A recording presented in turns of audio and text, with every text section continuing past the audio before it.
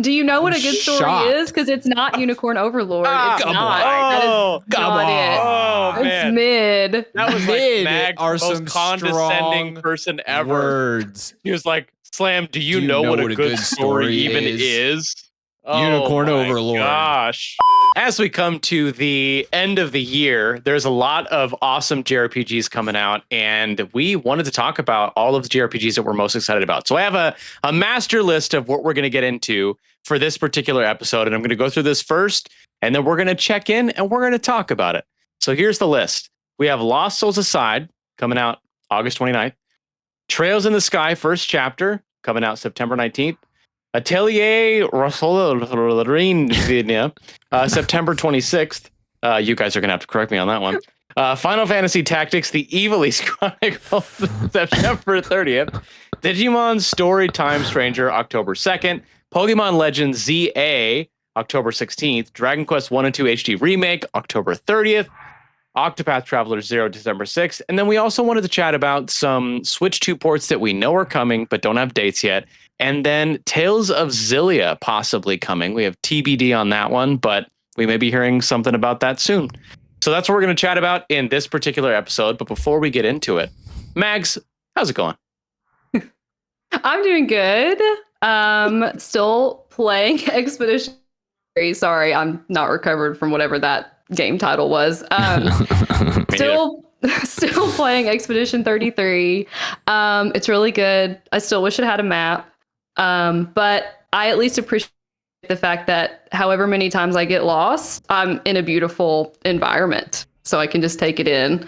And I also feel like I just still don't know what's going on in the story. I guess that's revealed later, but I feel like there's stuff like kind of swimming underneath the surface that's like going to be revealed at some point. But for right now, I still feel like I don't really understand what's happening. So patiently waiting for that reveal.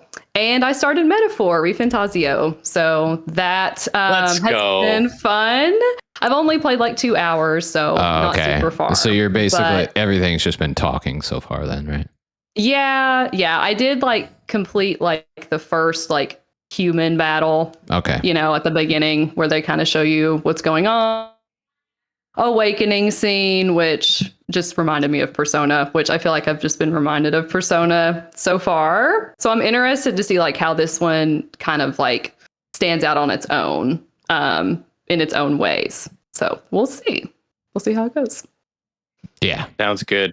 I want to ask questions about Expedition 33, but I don't know if I should. Not yet. That's just games you don't want to spoil anything for. I know. Yeah. Let's get through it. And then you can come back with your thoughts at the end. Yeah, I've purposefully like not been spoiled at all on this game, which I'm super excited about because I feel like, it's got one of those stories that's like really crazy. So I'm glad I haven't seen anything on it yet. We don't know if it's crazy. It could be mid. I don't know. You'll have to find out and tell us. Worst story ever, probably. Its story's already better than Unicorn Overlord. God. So, anyway. Oh, man. Do you want me to play the game or not? I want you to play it. I just don't want you to think the story is going to be great and be disappointed like I was. How can I think about that? The amount of times you've told me that the story is mid, at this point, I could never go into that game expecting good things from that story. So. It's good. Well, maybe you'll be pleasantly surprised then because you'll think it's so bad. I'm really helping you. You just need to acknowledge I bet I will. I'm going to boot that thing up and going to be like, this is trash. Why am I even playing this? And if it's moderately acceptable, I'm going to be like, is this the greatest game I've ever played in my life? It's really good. So you won't think that, but so much shade. The Unicorn Overlord is insane. Oh man, I'm sorry, guys. I've never seen it before in my life. I don't know what it was. This one just fired me up. I still feel it. So anyway. Oh man. I feel like, I don't know, your bitterness about Persona 3 is like bleeding into Unicorn Overlord somehow. Something like that. It's a completely different type of bitterness though, I think, because Unicorn Overlord is just fine. Yeah. I mean, sometimes you're just going to have a contrarian viewpoint. I think most people loved it and I love that for them. It just wasn't for me, and that's okay. So it might be for you, Brandon. I hope it is, because I hope you have fun. But, Yeah, I do too. If I'm going to put 40 hours into a game, I hope it's great. Yeah. All right, Slam. How are you doing aside from grappling with the shade for Unicorn Overlord? I love Unicorn Overlord. For the record, that's a 10 out of 10 game for me. I adore it with all my heart. That aside, I started Trails of Cold Steel. So this one's been on the back burner for a long time. So I started Trails in the Sky, I want to say 2 years ago. And then I got hooked, played through all the way to Azure in in a span of like a few months, probably. Oh, wow. Yeah, it was That's basically, I played games. like all of Trails. I mean, when I say a few months, probably like 6 months. Okay. That's like hundreds and hundreds of hours. So yeah. It's like, wow. Yeah. So Slam doesn't sleep. I basically played them like back to back. And yeah, I was totally obsessed. Once I got through Azure, I do feel like after Azure, I felt like some closure a little bit with how things kind of finished off. I felt like, oh, this arc ended and I'm going to go into Cold Steel and it's going to be like a whole new thing. Right. Sort of, actually. I would say this isn't like a spoiler thing, but just based on the Trails timeline, Zero and Azure and Cold Steel 1 and 2 run concurrently together. Okay. So there is some like overlap there that you'll like eventually experience. And I think you'll appreciate the connections that you find. That's really cool.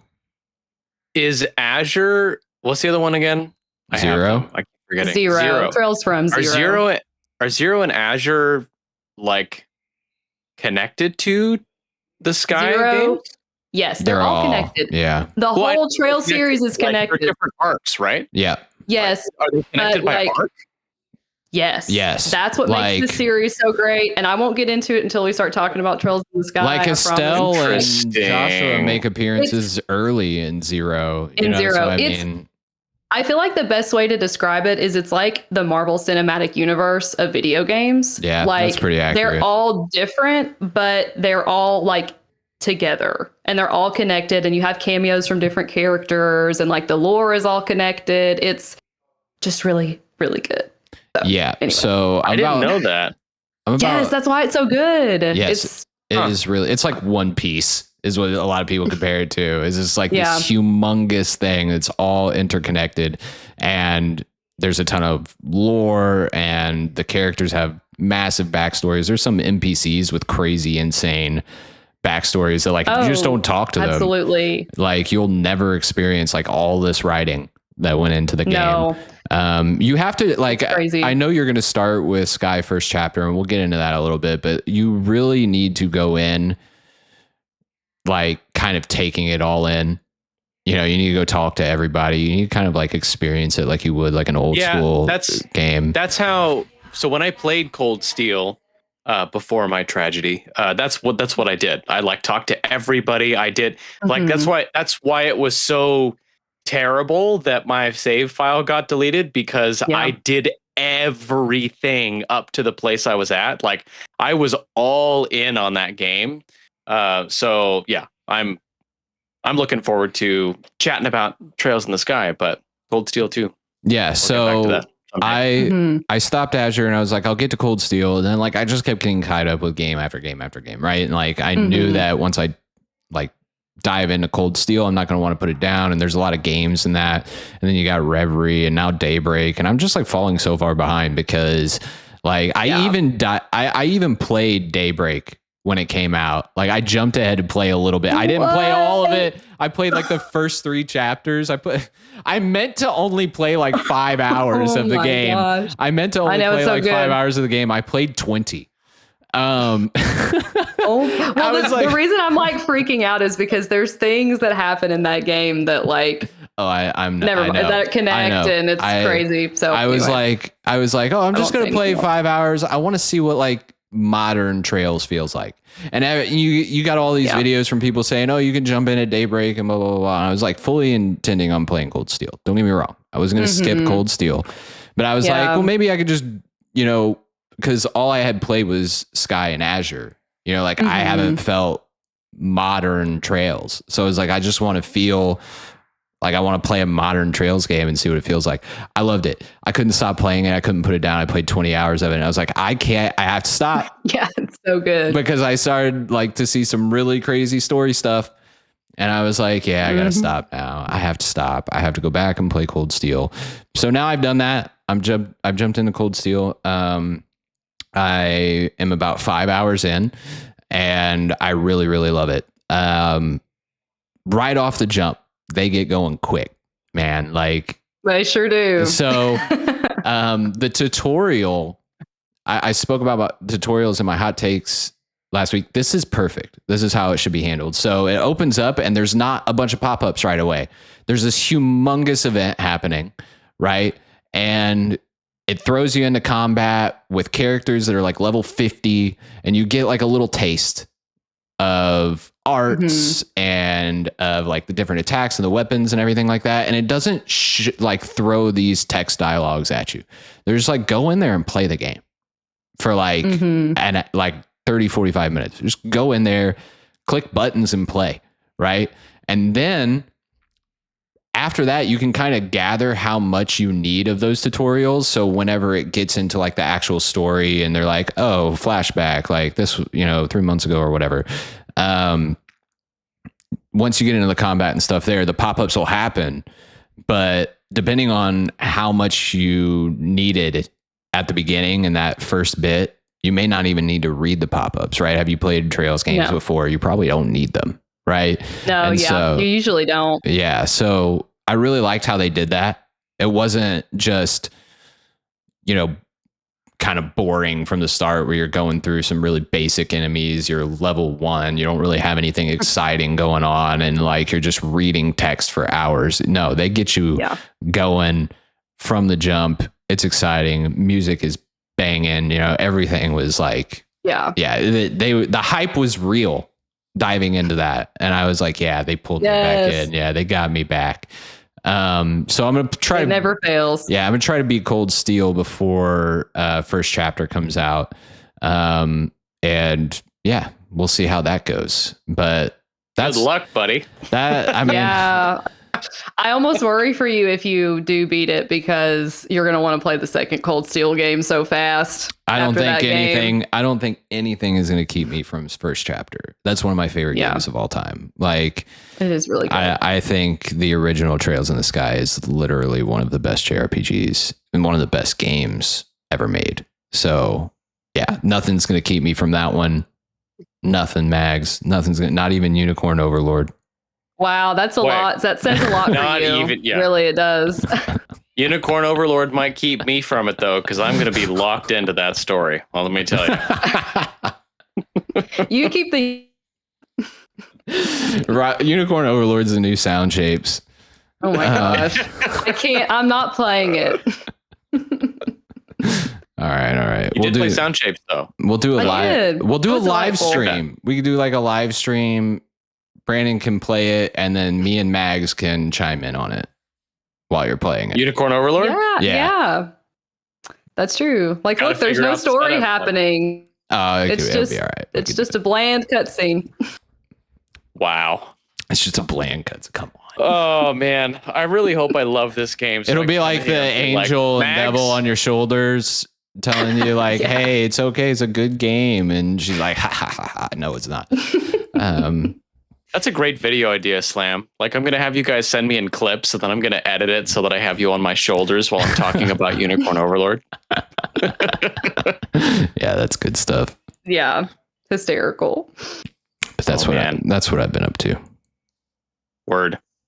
I have been continuing my way through the Somnium Files. I got locked into that one.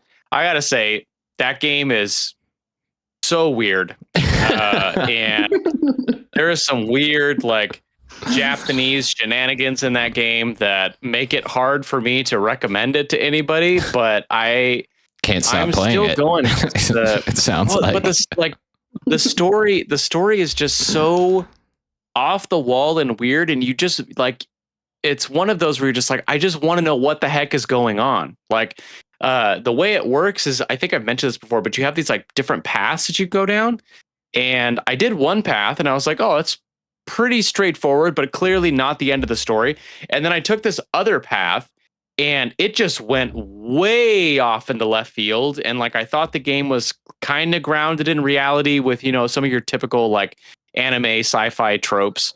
And they just took it somewhere I did not expect. And now I just started another one of the branches because to get to the true ending, you have to do all, I think it's like 6 branches or something. So I started one of the other branches, and just starting the new branch was just like, what is happening in this game? Like every time you start to go a different path, they just veer off into something crazy.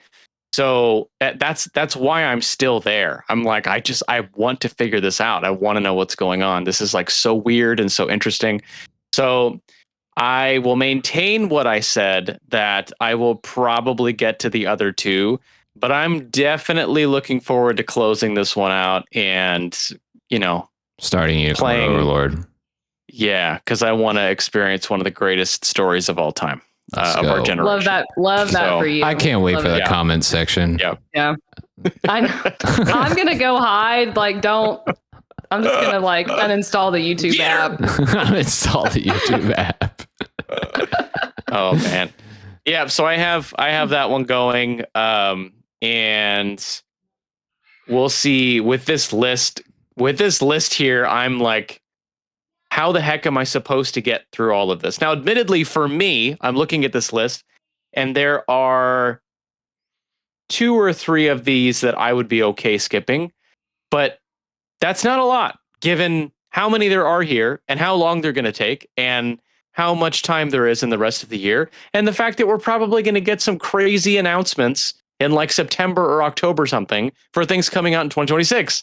So it never ends. I'm not stressed. No, it doesn't. But it's fine. It's a good problem to have. Right? Exactly. I agree. Totally. Mini games. Yeah. Starting a channel for retro games was a really wise choice of mine. Yep.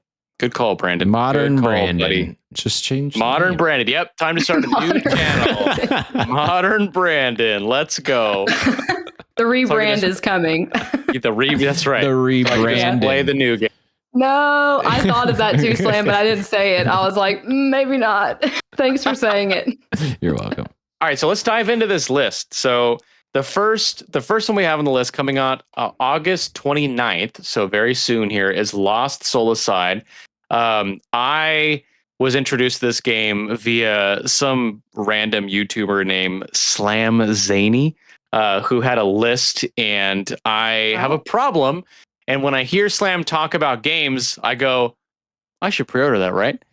So apparently I've already pre-ordered this game. And it looks cool to me because it kind of looks Final Fantasy 15-ish, which Slam, I think you've said is the point. So why don't you seem to know more about this than any of us here? Why don't you give us the spiel? Sure. So first of all, Slam, that guy sounds pretty awesome. So he's pretty cool. Yeah, I might have to. He's got a great like JRPG ASMR channel. If you just want to like get a vibe and like, I don't know, drink some like bourbon and just chill for a bit, go throw in a Slam video. That's awesome. I'll have to check him out. Anyway,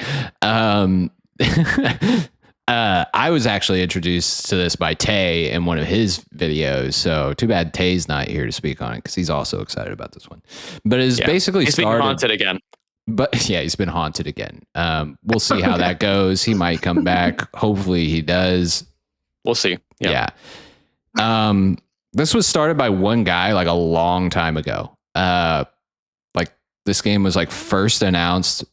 Man, I can't even remember. It was a really long time ago. Started by one guy who I think the idea was that he wanted to make something inspired by Final Fantasy 15 that kind of pulled more from what Final Fantasy Versus 13 was supposed to be, which Final Fantasy 15 was supposed to be. We can dive down that rabbit hole, but we don't need to. Anyway, it got picked up, and I think it was like Sony and PlayStation that added in some resources to help kind of expand and make the game a little bit more fleshed out. And then over like the last year, we've been seeing a lot more of it. What I've seen from it is it does look heavily inspired by 15. The character designs, the combat, how the like different weapons and stuff are introduced. I just think that it looks a lot more fluid. It looks cleaner, more interesting. It just looks so intriguing to me from an action JRPG standpoint. I don't know how big or long this game is going to be, because it started as like this very independent project and then grew into something much bigger, and there can be some complications that come with that. It could be, there could be like fluff added in or whatever. I just hope it's like a tight, intentional experience, right? Not everything needs to be 100 hours. It'd be cool if, we got a nice 20 or so hour action JRPG that was inspired by a great Final Fantasy game, made by someone who is super passionate about these projects. And that's what I'm hoping Lost Soul Aside is. And that, I think, is the best case scenario. Excuse me. I think worst case scenario is it ends up just being kind of a like flat action game. You know what I mean? But I don't think there's any way it could be bad. I think it, from everything I've seen from it looks very good. I'm very excited to play it. So Lost Soul Aside, keep your eye on that one. It's coming out very soon. And really looking forward to getting my hands on it.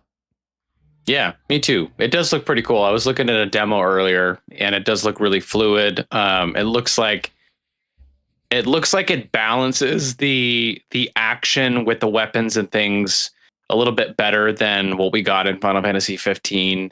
So I'm interested to see how that one turns out.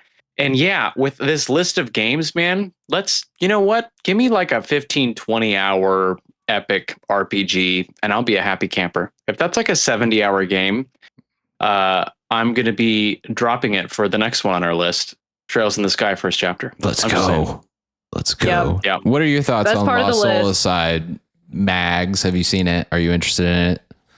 I've seen it. Not super interested in it, really. I don't really feel like it's my vibe. But honestly, I kind of enjoyed Final Fantasy 15. And I feel weird saying that because I know there's like a lot of polarizing opinions. Yeah, that's fine.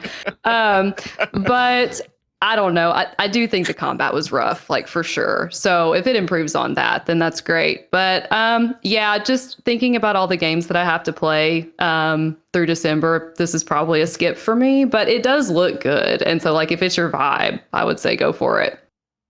It is hard having that come out so shortly before Trails in the Sky. I'm just saying. Yeah, I know where my priorities are. Like it's gonna be hard. I mean, first chapter is going to be the game. We should just get into it, right? Yeah. Let's do. Yeah. I mean, like, why wait? This is going to be the priority.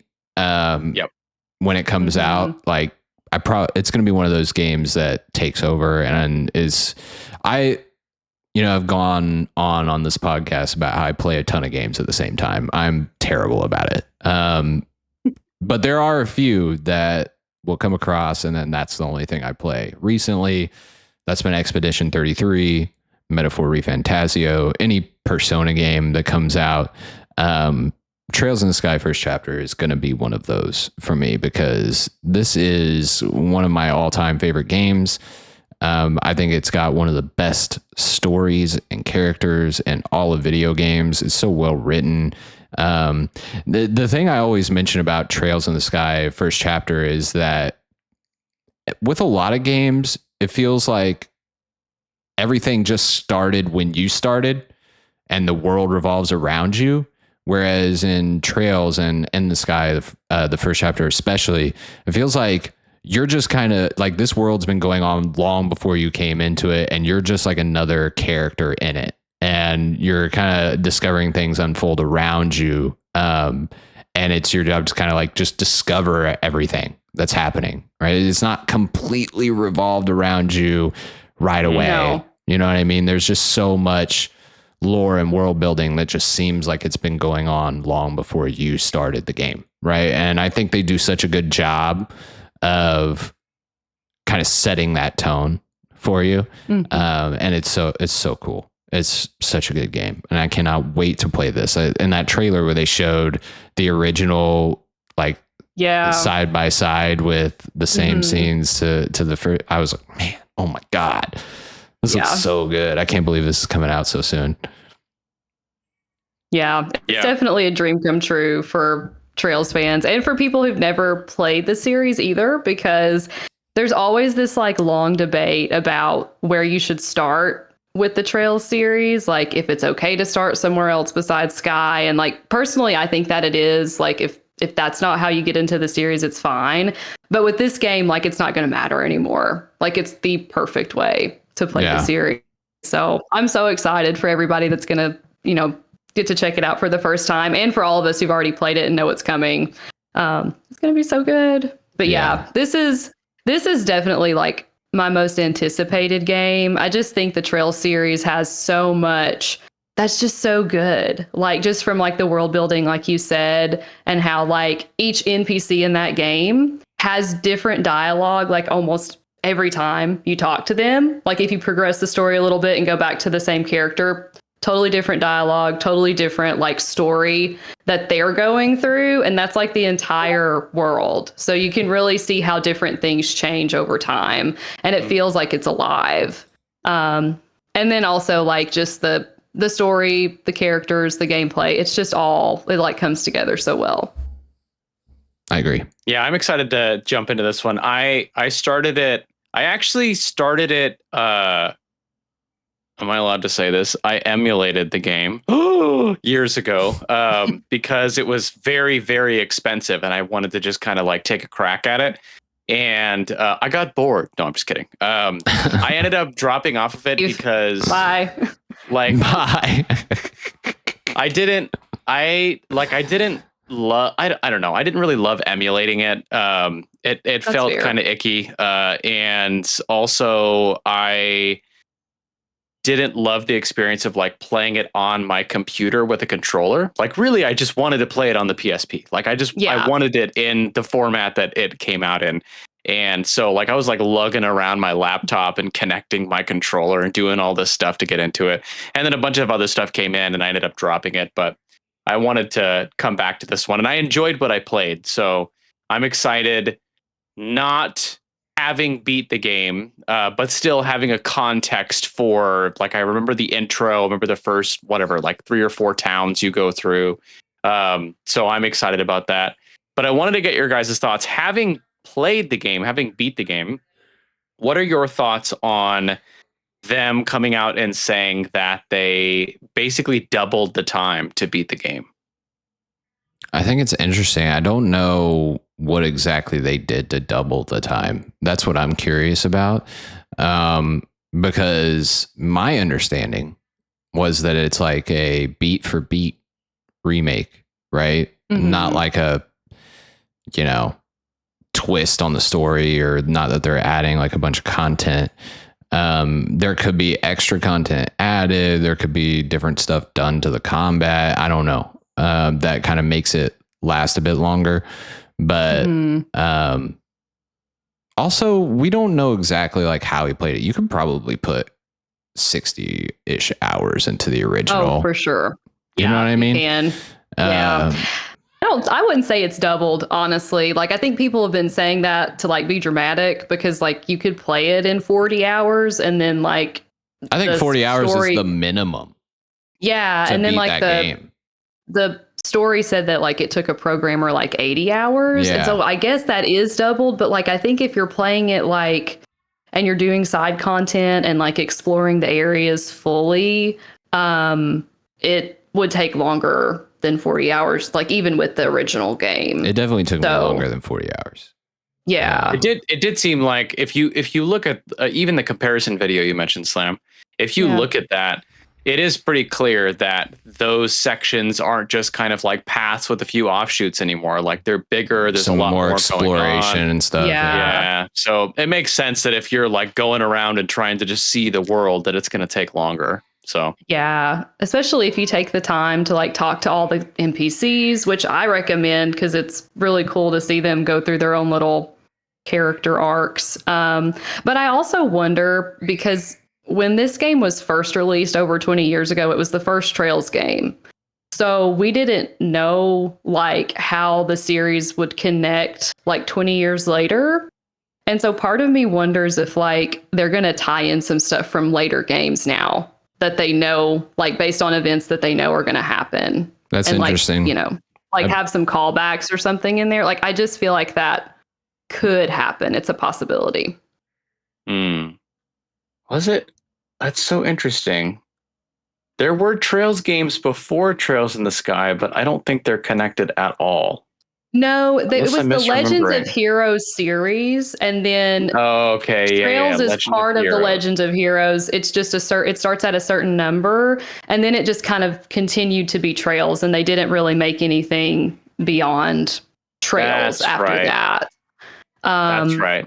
Because I played. I meant Trails in the Sky. Yeah. Yeah. No, I hear you. I was confused because I played Legend of Heroes 1, 2, and 3 on the PSP. And I thought that they would be connected, and they were not connected.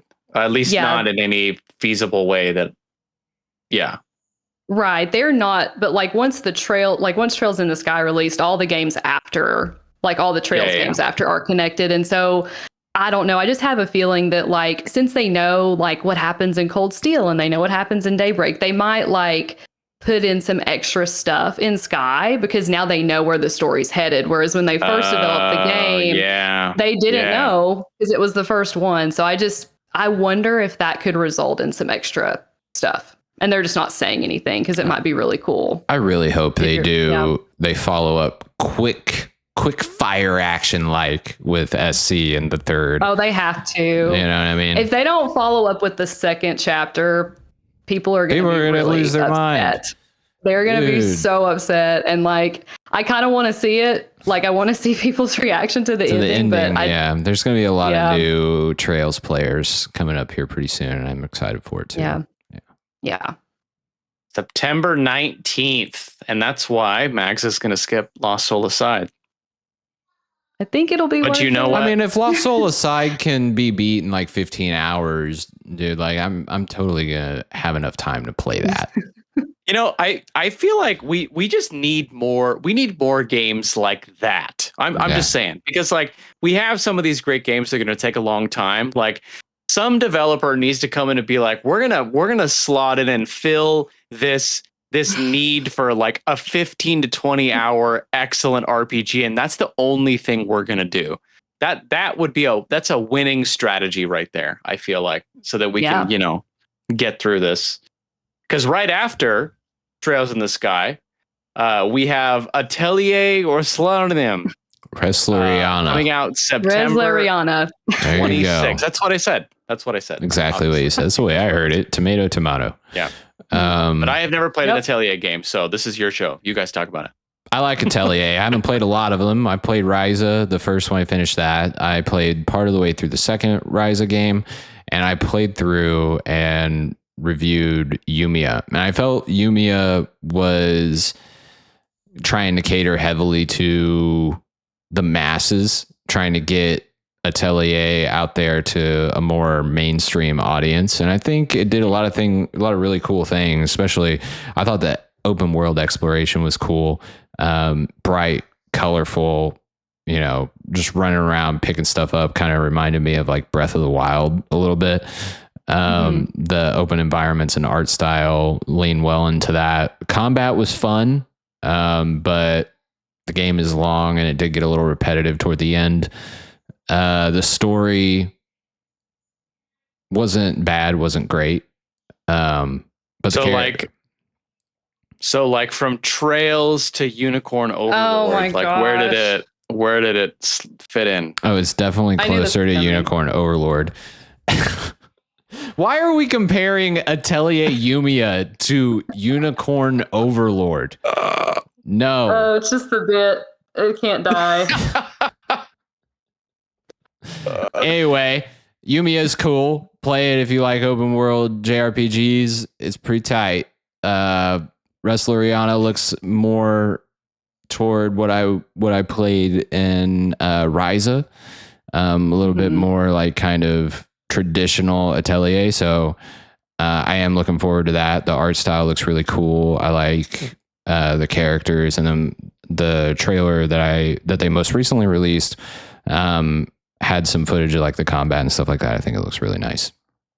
Yeah, it's got a lot of cool things going on. I like that it's kind of going back to some more like traditional Atelier stuff. Like you have dual protagonists, which hasn't been present in the series, I think, since like 2014. And then also turn-based combat. But another cool thing is that characters from other Atelier games that will be in this game that can join your party. So like Ryza's going to be there, Sophie's going to be there. There's several more. So it kind of is a neat like callback, because I think part of the game is that like you're in like a different dimension, and then they get sent to your dimension from like their different respective worlds, and then like fight alongside you. And Slam, I'm kind of surprised you didn't mention the fact that there's going to be town building. Oh yeah, I did forget about that. So, that's like my favorite thing ever.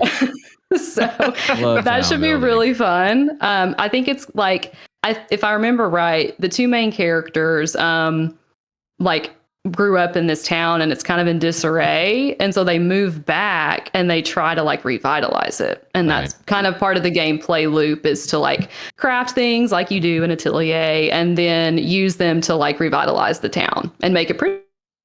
So that sounds fun. Yeah, it does sound cool. And summon from the multiverse the other main characters. That sounds interesting. Yeah. And I think it's like, go ahead.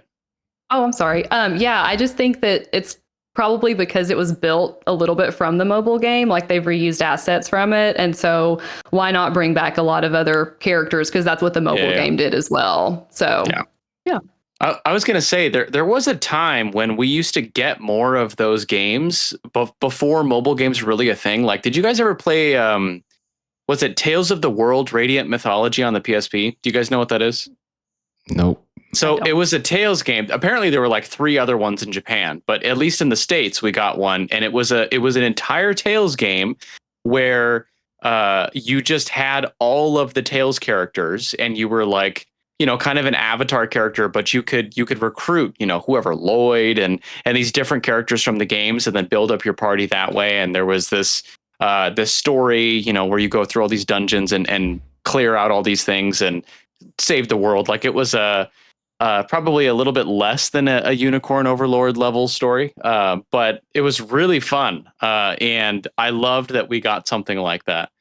And it's interesting because I feel like we're starting to see some of those types of games come back again, but it's because they're based off of the mobile games, because that's basically what Octopath will come back to Octopath, but Octopath Traveler 0, it seems like it's kind of doing the same thing, where we're probably going to be getting characters from the other Octopath games, and there's town building and all that kind of stuff as well. So it's kind of interesting, this, like, I don't know, full circle we're coming around on for some of these. So yeah. All right, well, that one comes out September 26th, and the next one, Resleriana. Yep, that's what I said. Go to GameStop, tell them that's the game you want. Right. The next one on the list is not a big deal. It's just Final Fantasy freaking Tactics. Let's the Evil go. Chronicles. September 30th. Man. This is another one that's going to take up my entire time. Clear the board. Clear the board. Yeah. I got to beat first chapter in 10 days. Don't do that. You need to like enjoy that game. Don't do that.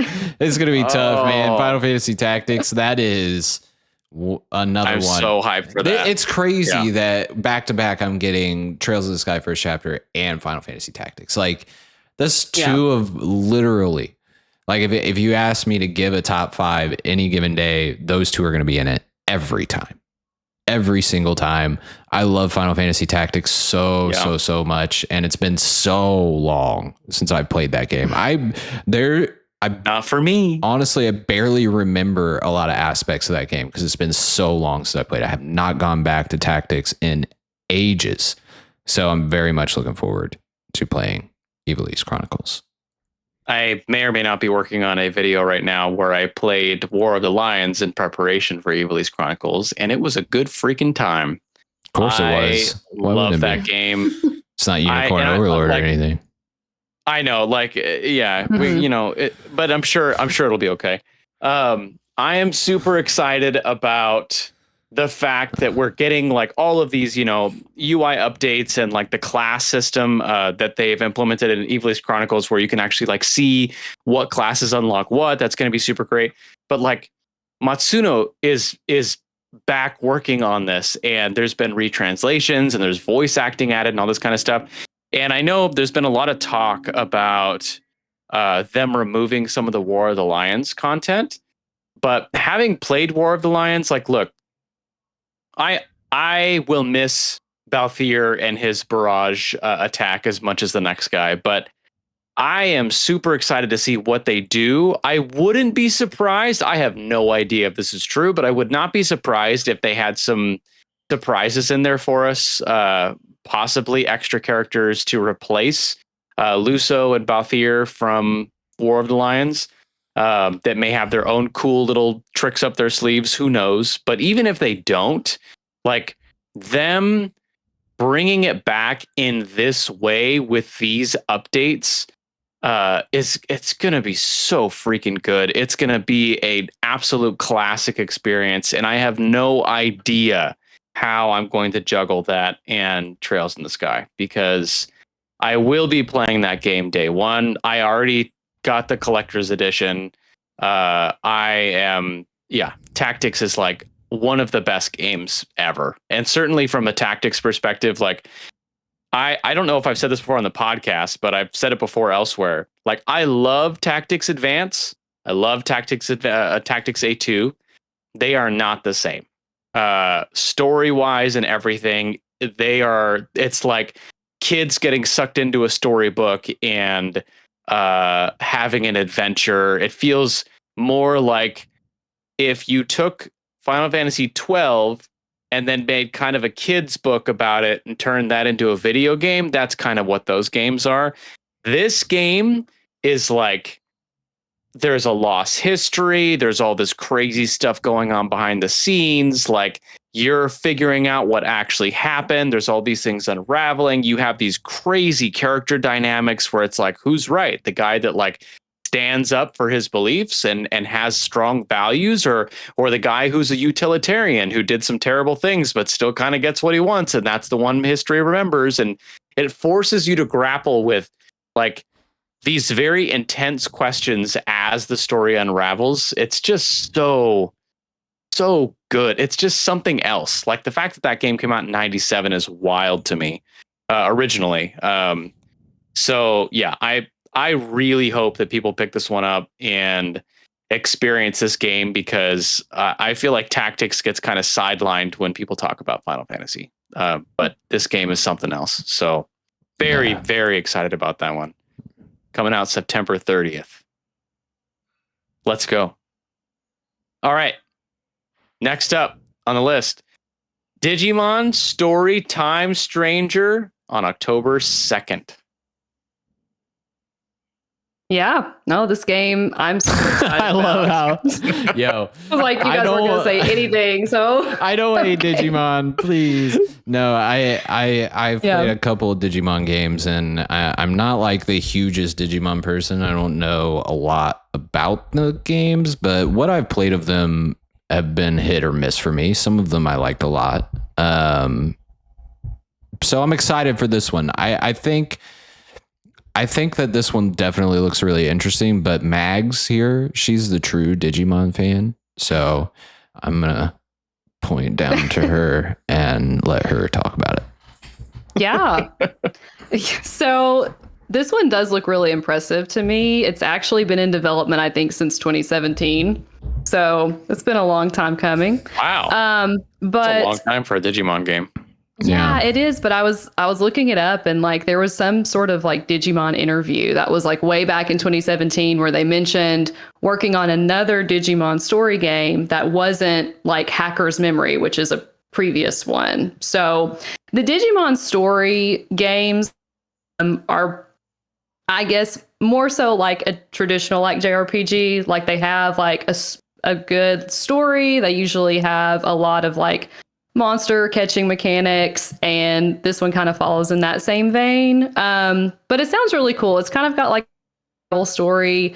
They announced initially that like your main character is transported back into time like 8 years, and they're trying to this catastrophe, and you split up your time in between the regular world and then the digital world. And some of the Digimon like in this digital world for this game are based off of Greek mythology, so that's going to be kind of interesting to see how that is all tied together. But yeah, so it sounds really cool. There's going to be like more than 450 Digimon you can get and train and evolve and customize.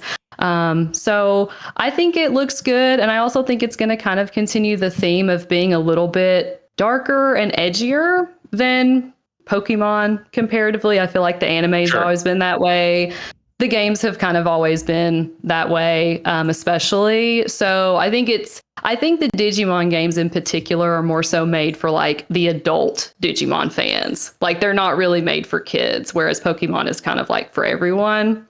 So if you like me grew up watching Digimon and now you're like in your 30s, this is going to be a good experience for you because it'll be more of a mature experience while still kind of having that nostalgia factor. How does do you know how the like training and evolution stuff works? Because I know like one of the gimmicks of Digimon versus Pokemon was that the Digivolutions weren't permanent, right? No. Like they had to go through the whole thing like per episode. So in the games, do they just make it so that, you know, if you have Agumon and he turns into Greymon, he stays Greymon? Or do you have to go through the whole thing, the whole song and dance, like every battle?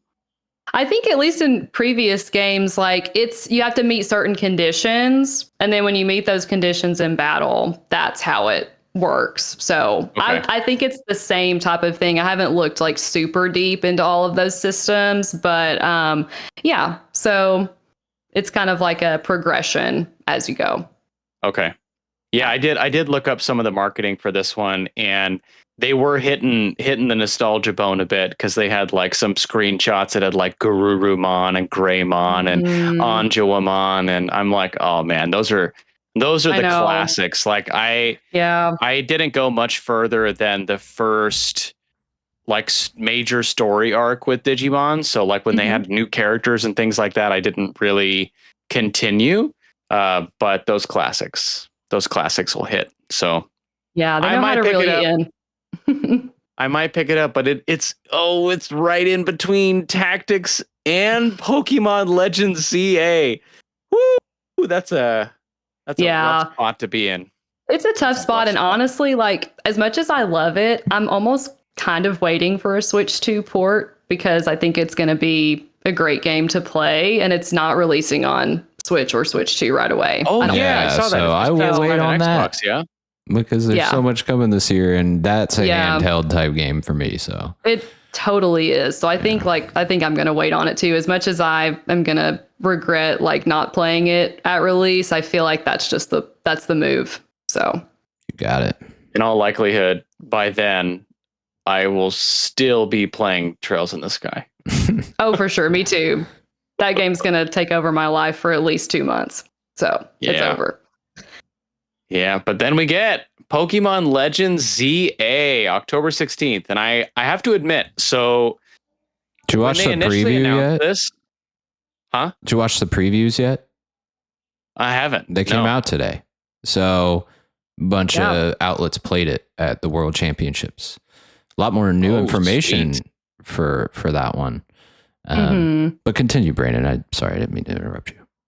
Oh no, you're good, because I do want to talk about that and ask any question or ask a couple of questions. But I was just going to say, when this was announced, I was not that excited about it. I was like, all right, like I really did like Legends Arceus, but Scarlet and Violet like really put a damper on my enthusiasm before the Switch 2 upgrades and everything. But like because I played it on the Switch, I initially enjoyed it because it's Pokemon and you're still catching and there's still some of those enjoyable mechanics. But after I beat the game, it just kind of left a bad taste in my mouth. Arceus? No, Scarlet and Violet. Scarlet and Violet. Okay, thank you. Yeah. And so when Pokemon was like, we're doing a new thing, I was like, the relief. okay, at least it's a Legends game. Like, we'll see how this goes, but like, they got to do something about that performance. And now seeing what they're doing on the Switch 2 and seeing what it looks like and seeing how it performs and everything like that, and even the mechanics they have in the game, I'm like, all right, this does genuinely feel like Pokemon is taking a major step forward, and I'm pretty excited about this one. It looks really good. The way they have the day and night cycle and exploration versus battling, and what it looks like when you're actually getting into battles and the new megas. It looks pretty cool. Say what you will about the Mega Dragonite design. I'm still excited that we're getting new megas, and I'm still, you know what? I'll just say this: every single Pokemon that comes out, I am always hoping for the next evolution. Come on, Pokemon Company. Like, it's been so long since we got Sylveon, and Sylveon didn't have a double like Espeon and Umbreon or Glaceon and Leafeon, and then just Sylveon. Like, we know there's a dragon design out there somewhere, a dragon Eevee. Just give us the thing. Come on now. That's all I'm going to say. So the previews had quite a bit of stuff from them. Did we see an evolution? No. No, unfortunately. But it looks like, from what I've gathered, everybody said that the ZA performs slightly better than Scarlet and Violet on the Switch 2. So Scarlet and Violet on the Switch 2 perform amazingly. So having an upgrade from that is actually kind of surprising and means that the game runs great. The second thing is we saw a brief view of the map, and this was one of the big things I was concerned about, because being locked down to just the city for the whole game was, this could either be good or bad. It's pretty big, and looks like a freaking maze, man. Like, there is a lot going on with that map from what I saw. It's clear they're clearly leaning into like verticality and things like that. Interesting. The one thing that I noticed when looking at it is something I liked about Arceus was going out, looking over these like wide open fields with, nice kind of outdoor locations with Pokemon roaming around and stuff like that. This is not that. This is urban city streets with Pokemon running around, and it's just such a weird thing that I'm just not quite used to when I see footage of this. Because even in Scarlet and Violet and all the other Pokemon games, you're outdoors, you're in a very, not so urban area. And in this one, you're in the city the whole time. And it's just interesting and kind of strange to me to see like Pokemon running around there, and then the whole goal to catch them there. But the combat mechanics look really, really cool. It adds a lot more what looks like skill-based combat to the, kind of classic turn-based formula. It's a little bit more action-oriented. They have some missions that I saw in the preview where you can either approach them head on and just attack all these trainers and beat everybody, or you can go stealth and approach things. And you do stealth? Yeah, multiple ways. That's pretty cool. Yeah, and the day-night cycle, like you said, looked really cool. There's a lot of new elements they're testing out here. It's very clear. So I think what we could expect from Legends going forward is they're going to experiment with these games to see what works, what sticks, and then whatever sticks will go into the core games, right? And this game looks so experimental on so many levels. There's just so many things here that you'd never find in a core Pokemon game, which is really interesting to me. I love Arceus, and I'm really excited for ZA. What's so interesting is on the DS, and I haven't played the second one on the Switch, but on the DS, when I picked up Detective Pikachu, I don't know if you guys have played Detective Pikachu. No interest in that one. It's actually really good. And it's kind of surprising because it's like it's in my opinion, in the Pokemon series, it's kind of an underrated gem. Because in the game, what they nail, and it's better than the movie. Like, I wouldn't even make that comparison. But in the game, what they nail I was is gonna say the movie's amazing. On a scale of trails to unicorn over. No, I'm just kidding. When it comes to the game, they The absolutely movie? nail On a scale of trails to unicorn over. The game nails like the vibe of Pokemon living in real life. Like, okay, in the games, you're just like out, you're in the grass, you run into Pokemon, right? And like, they started doing it so that you can see the Pokemon and stuff like that, and like Let's Go and things like that. So it made it more interesting, but the stories feel very disconnected from like the anime, right?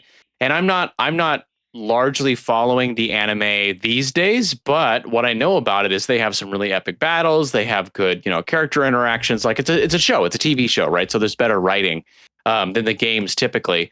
But Detective Pikachu was like, hey, these Pokemon live in this town. They interact with the elements of the town differently. They interact with people differently. Like, this is a real world with real characters, and there are real consequences to these kinds of interactions. And that made it so interesting as you're kind of unfolding the story. And so this game, bringing it back to Legends, this game is interesting because it feels like we're kind of getting something closer to the mainline Pokemon games, but taking potentially elements of what they learned, or maybe it's not even what they learned, but what I liked about Detective Pikachu, and putting it into sort of a normal Pokemon game in that sense. And that's something I'm excited about, because that city dynamic in Detective Pikachu was so unique, and it made me wish that we had a Pokemon game that took story elements from that and then plugged it in so that it felt like we were actually doing something more meaningful, rather than just walking in and talking to NPCs that really have nothing important to say. Maybe they give you an item if you're lucky, and then you move on, right? I wanted more of that world building. So Legends Arceus did a good job with that in general. Like, you got more world building. It was much more interesting of a story. The world felt more alive. So I'm the more I see of Legends ZA, the more I'm excited about seeing the entire franchise kind of move in that direction. So I'm pretty excited about this one. My hype level has significantly increased since it was first announced. So looking forward to this one. Hopefully there'll be some time for it. I need something to play on the Switch too, man. I know, right? Looking forward to a Switch 2 game on the cartridge. All right, I won't go back into keycards. Moving on. The next one on the list is Dragon Quest. We knew it was coming. I mean, it was just a matter of time. HD 2D remake, and we will not talk about keycards. No, let's talk about Dragon Quest, because this game is awesome. I've actually played it. So back in March, yeah, I got to go to the Square Enix offices and play about an hour of Dragon Quest 1 and 2. And man, this is a beautiful game. I am a sucker for the HD 2D games. I love them. If every game was made in this art style, I'd be okay with it forever, because it's so good. It's so beautiful to look at. Dragon Quest 3 is the HD 2D remake is my favorite implementation of this art style, and this takes it to the next level. The lighting, the colors, everything pops. The character designs, just everything looks so good. There's definitely more being added. We saw the trailer where, you've got the new playable character in 2. 1 is, going to get more content and get more fleshed out. So we're looking at, because 1 can be beat in a few hours, if I remember correctly. I didn't play all the way through 1. It's pretty short. Yeah, it's a really short game. So it makes sense why they're bundling these two together. I think, we'll definitely see one get more content and it'll be longer than just a few hours like the original. And I'm sure 2 will have a bunch more amazing stuff in it. But I'm really, really excited to play these games because I didn't expect to get hooked into Dragon Quest III HD 2D Remake as much as I did. I knew it was going to feel classic JRPG-ish, where it was, very, very traditional. And it is. But I actually fell in love with it for that reason, where it's got that nostalgia, but it looks gorgeous. It looks so incredible, but it has that old school feel where you sit down and play it. You're like, yeah, this reminds me of some JRPGs I played when I was a kid. It's comfort food. It's just a happy place, man. Yeah, it really is. Yeah, I played Dragon Quest III around Christmas time, and it was just perfect. Perfect for that. Yeah, it's so amazing. Yeah, so this one coming out October 30th, like it's going to be cozy vibe for the end of the year. I'm so looking forward to this one, and I am interested to see. I'm excited for new content. I'm excited though that they are bundling it, and that in theory it's not going to be like exploded in time to get through it, because I think bundling it is kind of the best way to experience this after 3. So yeah, very, very excited about that one. And if you play October 3, 30th. There's new content in the games. For that. So. I just also pre-ordered the PS5 version because Square Enix gave me a code for 3, and I'm not gonna not get that content.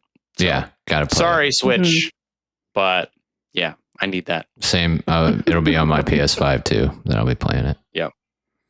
Yep. That one's exciting, and I'm excited to see what else they come up with. But I was gonna ask you, Slam, have you played the Adventures of Elliot demo yet? I played some of it. Still haven't finished. Still haven't really got into it. I'm weird with demos. I like to play games before they come out. You know what I mean? But when they're super far away, really far away, like this one, where it's an undetermined amount of time in 2026. We could be over a year away from this game. It's hard for me to dive in and get excited about it.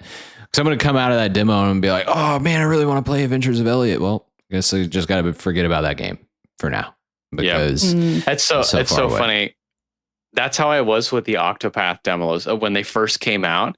I was like excited about the concept, but I was like, but I can't play the game after the demo, so I don't want to, because I'm going to get locked in. I was asking because just in terms of the HD 2D aesthetic, like Adventures of Elliot looks incredible. It looks really good. So good. It looks really good. Yeah. I still think the Dragon Quest games look better. They look amazing. So I'm not even going to make that argument. Yeah. But I love that they're going this direction in general. I love that this is kind of becoming its own. I don't know if it's technically its own studio, but it's like its own segment at the very least. Because something that both Dragon Quest III and Adventures of Elliot really brought out for me was just that this really is the perfect engine for delivering games that feel nostalgic but new. Because Adventures of Elliot, when I was playing that demo, man, I was just like, this, man, I feel like I'm playing a Super Nintendo game. Not in a bad way at all, like in the best possible way. Like this feels so cozy and beautiful, but like tight and designed in similar ways. And I'm just so excited to see what else they're coming out with, not only from a remake perspective, but some of these new ideas like Adventures of Elliot. It's good stuff, man. So we're eating good. Very excited about this one. So October 30th for that one. And then we have the biggest gap in the list so far, and that's Octopath Traveler 0, coming out on December 6th. I'm super excited for this. Yeah, me too. Someone who just dove back into Octopath Traveler 2, played quite a bit of it recently. I'd say Octopath Traveler is one of my favorite. Octopath Traveler 2 is one of my favorite games. I love all the stories. I love the combat. Yeah. I love the art style. I love the music. So getting Octopath Traveler 0 is really exciting. They just seem to have scaled quite a lot of those mechanics up. It's taking some aspects from the mobile game, which I never played. But it has town building. And town building in that art style, I mean, come on, dude. Let's go. That's gonna be sick. I'm super interested to see how they do the 8-person party battles with the mechanics of Octopath Traveler. That's going to be super interesting because I haven't done the mobile stuff either.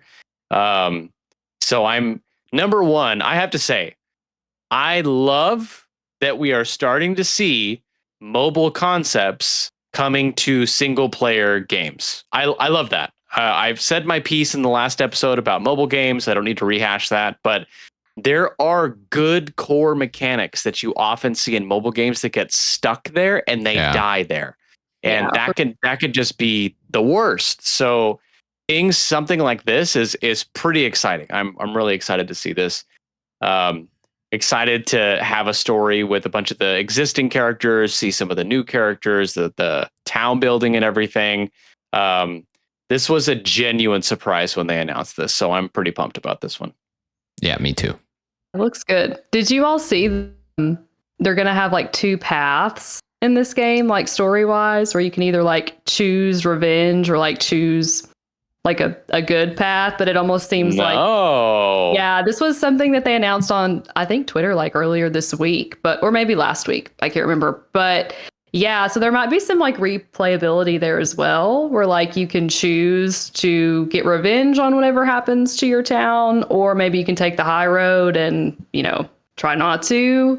But it does sound interesting. It sounds like there's going to be some choices. And I've not played it's going to be so the cool. other. Yeah, I've not played the other Octopath games. I want to. You should. That's definitely like something on my list. I know. I'm sorry. I feel like a fraud, but I do really want to play this one. And I wondered if that was something that was present in the other games, like any sort of choice mechanic. Not really. I mean, no. Well, okay. Yeah. Not like primary. Not I mean, like really. Yeah. I would say no. I would say no. Yeah. So not that's to that something degree, new. at least. Yeah. Yeah. So it sounds like they're going to add some like maybe more experimental things into this game too, and also tied in with like the mobile content that was there and everything else. So it sounds really interesting. Yeah. What's interesting is they've said, I've seen some posts that this is like a companion piece to the mobile game. And I think that's because the mobile game is going to continue, which I'm totally fine with. But I am so interested in seeing these kinds of things come out. And then I forget how long ago it was, like last year, a couple years ago, whatever. In Japan, they came out with Dragon Quest X Offline, which was an MMO. Mm-hmm. And I had this like dream. I said this in an old Final Fantasy video I did, the one where I ranked all of them. And when I talked about 14, one of the things that I said that I would absolutely love was if they took 14 and they basically used what they have built into the game, which is making it so that the story characters can actually go in the dungeons with you. Normally, you would have to go with other actual real players, but they've designed it so you can do a single player experience. I would love if they just took that concept and then just took each of the Final Fantasy XIV expansions and made them individual standalone games, because those stories stand on their own. They are incredible. Like Final Fantasy XIV is some of the best writing in the entire series. And I love the idea of making this content that is currently online only made available in some single player format, because 14 is going to last a long time. Like 11 is still going, I think. So it's not like they're going to be shutting down the servers anytime soon. But having the availability to be like, hey, I'm going to buy Final Fantasy 14 A Realm Reborn offline, Final Fantasy 14 Heavensward offline, or something like that, and be able to play that would be so freaking cool. So I'm interested to see if this trend kind of evolves further with some of the other online experiences that they have with some of their games. So this is going to be cool. I'm excited about this, but I'm also excited about the implications of this, especially for Square. So Square, if you're watching Final Fantasy 14 offline, let's go. You could sell them individually and they would be worth it. And all of your 14 fans out there would hype it up like crazy, especially Heavensward and Shadowbringers and Endwalker and, you know, all of it. So that's my pitch. Well, that is the last one of the year, right? I think we're almost at time. We can brush over the Tales announcement, or not announcement, the potential announcement. The leak. Yeah. Is it an actual leak or is it a rumor? Well, it was a thumbnail. Wasn't it a thumbnail that got like basically an upcoming announcement video was there with an Exilia in the thumbnail, and then they changed it, which them changing it tells you it's probably gonna happen. Well, and I don't know if you guys remember this. It got leaked last year too. Like this is the second leak because it showed up on like some storefront it's just a matter online. Of time. So and that one's a good one. Yeah, I'd be excited to play it. I loved Graces when I played it. Man, that was this year. Yeah, really early this year. Yeah, that was really good. Crazy. I loved Graces, so I'm all in for another Tales remaster. Let's go. Yeah, me too. Yeah, Xilia's good. Xillia and Xillia 2. They're both really, really good. They're both super interesting. They're not my personal like top of the list, but they're still really freaking good. I mean, it's a Tales game. Like it's going to be good. So I'm excited about that. And I love that we're seeing Tales remasters in general. Like getting Tales of Graces F was like something that I remember dropping in a video at some point being like, oh yeah, one day, like this is my wish list. And then it actually happened, which I was not expecting. That was very exciting. So seeing them continue to do that is pretty sweet. So let's go. Tales of Xillia. Let's make it happen. And I think it's going to happen on Monday.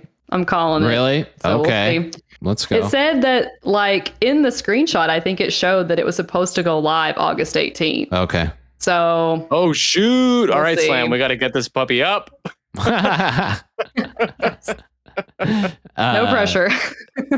Then we've got a couple. I mean, we've got the Final Fantasy VII Switch port that's supposed to be coming this year, and there's a few Switch 2 ports that we know about that are coming. Elden Ring and a couple others too. That just like Metaphor Metaphor. I don't think Metaphor was announced. Oh, was it not? I think it was rumored. Still rumored. It was like looped in with the Persona 3 Reload stuff, but it hasn't been official. Gotcha. I'm sure it's going to happen though. Yeah, I think they're probably just wanting to get time. Reload out of the way. Yeah, give it some room to breathe. Final Fantasy VII Remake on the Switch 2 would be cool. I'm really interested to see how it runs. I really want to see how that game runs. If it runs really well, then I may have to pick that up. I'd be excited for Remake. I'd be super interested to see them getting Rebirth on the Switch too. Well, the Rebirth ran pretty well on the Steam Deck. I had it. I got it on PC, played it on the Steam Deck a bit, and it actually ran pretty well. Okay. So if it can run pretty well on the Steam Deck, sure, it'll do fine on the Switch too. I just feel like Rebirth would be such a magnificent game to have on the Switch too. Because you could just do everything. I'll just play Queen's Blood all the time. Yeah, like that's all I'll do. Is just play Queen's Blood. Yeah, because I tried handheld experience with that one with the PS Portal, but I mean the Portal is fine. Like I don't want to crap on the Portal. It does its job most of the time, but like there's still lag and things like that can make it not great. So having it native on the Switch would be super, super cool. Yeah. So. Yeah, I might actually play Rebirth if it comes to Switch 2 because you haven't played Rebirth yet. Oh, it's so good. I need to. It's just another one on the list, and like I wasn't the biggest fan of Remake because I felt like it didn't there's just a lot of padding in the game that didn't need to be there. But I feel like Rebirth, at least, like it encompasses not gonna the story. Rebirth. What? Oh man, if you thought there was padding in Remake. Whew. Oh. Okay, but it's not. It's, anyway, it's good. It's good. It's good. It's good padding. It's good padding. So okay, yeah, it's not like Rune Factory. Rebirth. Listen, Rebirth has just an insane amount of stuff to do. You could spend hundreds, and I'm not joking.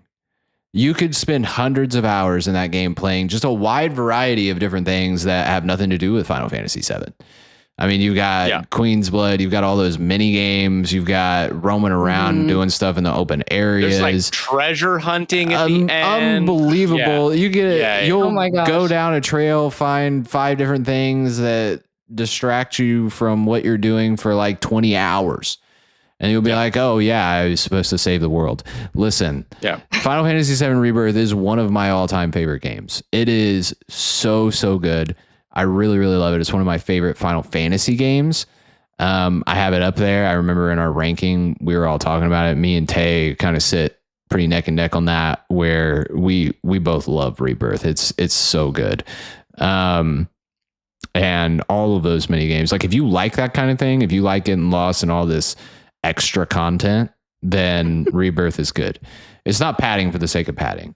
Remake. That's what I felt like Remake was. Like I felt like they wanted to make that game longer. Yeah. It's not, Rebirth is also, because my complaint about Rebirth is that it's like too good. Like there's too much good stuff to do that takes away from the really good story.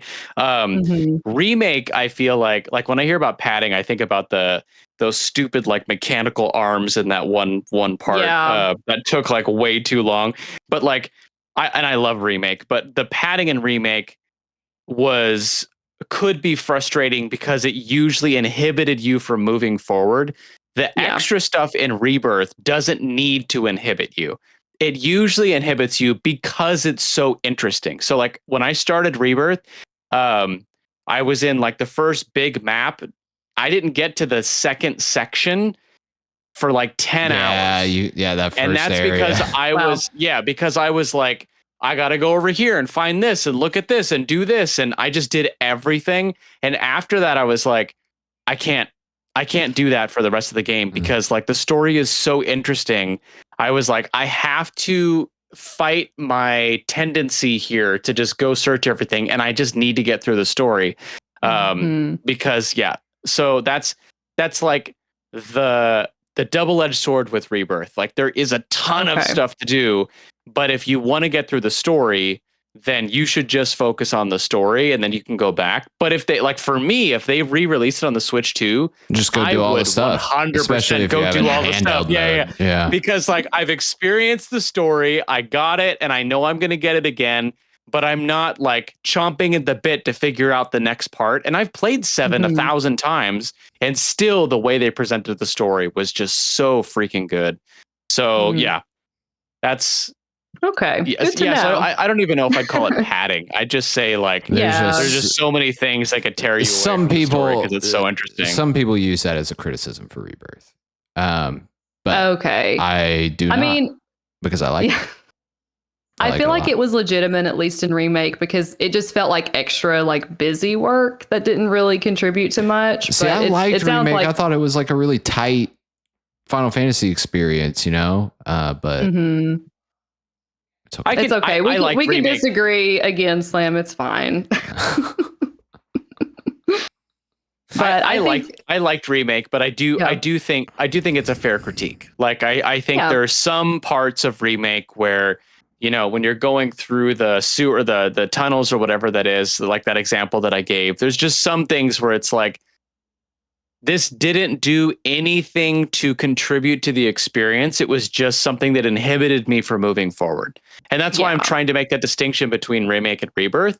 Not because I hated Remake, but because Rebirth gives you stuff that is meaningful. It does contribute. There's all kinds of extra goodies you can get if you go down those paths, but you can also just lock in on the story and blaze forward without being inhibited by a bunch of stuff like you had in remake. So yeah, that makes sense. Yeah. It sounds better in that way for sure. Yeah. Well, and I'm super excited for the third one. That's got to come to the Switch too. So yeah, it's only a matter of time. That's a lot of games on this list. So everybody that's stuck around here, it's been an hour and 20 minutes. You're here at the end. Hopefully you have time to play every single one of these games. Ha! Hopefully. Yeah. Hopefully I have time to.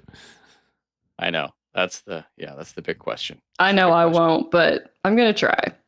There's like, for me, I am going to lock into Trails, Tactics, Pokemon, Dragon Quest. Oh, and then, I mean, I'm going to lock into Octopath, but like, those are the ones that I'm like, these are like must plays for me. 5 is still too many, but I'm going to do it. 5's not that bad. Well, I mean, you know, they're all going to be pretty long. Tactics will probably be reasonable. Tactics. So will Dragon Quest. 30, 40 hours. Oh yeah, Dragon Quest will be short. That's true. Okay, I feel a little bit better. Thanks, Slam. Yeah, you always make me feel better, buddy. Oh man, I try. Oh shucks. All right.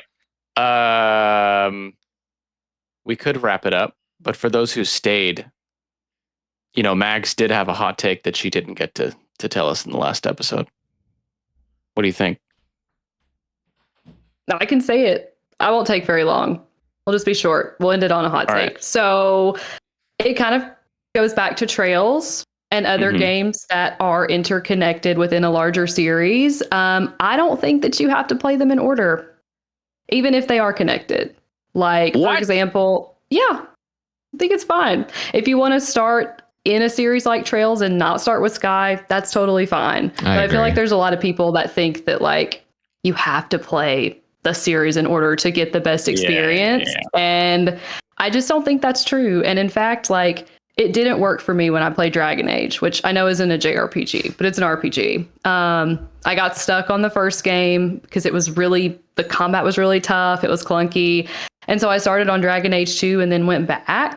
And that was where I started to really appreciate the series. And so, I just think that we shouldn't gatekeep people into playing a series a certain way. Like, as long as they're playing the games and experiencing them, like, that's better than them not playing them at all. So, don't do that. Just play whatever you want. I started with Mass Effect 2. Yeah, exactly. Loved it. Same. Yeah. Okay? Yeah. I didn't have Mass Effect 1. I only had a PlayStation. So I was like, that game looks cool. Everybody says it's cool. Yeah. So I'm going to play it. And I played it and I loved it. And I didn't even play Mass Effect. I didn't even play Mass Effect 1 until the Legendary Edition or whatever they came out with. Yeah. Wow. Okay. Yeah. Man. That's something. But it was by far the best way to play that game. They made a ton of upgrades to that. But I think you're right. Awesome. Start with Trails wherever you want to start with Trails. I mean, I would recommend starting with a new arc because then you'll be for sure completely kind of lost. But, you know, I think, you know, you can start wherever you want. Just play games and have fun. Do whatever you want. Play as many games as you want. Drop as many games as you want. Just enjoy yourself. Live your life. Buy as many games as you want. Don't make rules. Don't make like these arbitrary rules and keep yourself from doing the stuff you want to do. Just sit down. If you see something you want to play or something you want to do in life, just do it. You know, we don't need to be like, oh, well, I started this game. I don't really want to play it, but I'm going to play it because I feel committed to it. Just play something else. Thank you for coming to Slam's TED Talk. Wise words. Slam, where can everybody find you? Slam Zany, all the things. I got a lot of videos coming up. I don't know exactly when this podcast is going live, but I probably got a couple of videos coming out right around this time. I know I just dropped the top 10 JRPGs with dark and mature stories. I had fun with that one. I thought that was pretty fun list to make. And just be on the lookout for all kinds of content on all these fun games we listed here. Word. Max, where can everybody find you? Yeah, at Avenger Mags on Twitter and Blue Sky, and also as a writer for Nintendo Force Magazine, which is we're working on our October issue, so that'll be hitting like mailboxes pretty soon. I believe the deadline to subscribe for that issue is a week from this Monday, so check it out. All right. And you can find me at Retro Brandon on YouTube and at Nova Brand on Twitter, X, whatever you want to call it.